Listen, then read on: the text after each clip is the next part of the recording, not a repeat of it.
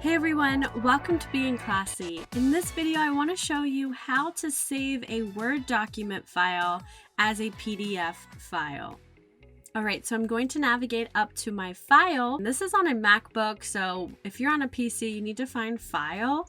Mine is up here on the top left corner, and I'm going to go to Save a Copy. If I already have it saved. If not, it would be Save As. And I'm going to click on my file format option. Again, if you're on a PC, it'll look a little different, but my file format right now is a Word document, but I would like to export this and save it as a PDF. So if I click on file format, I can scroll down to find that PDF, and now shows me a few options. I'm going to keep it as it is and save my file, export it as a PDF.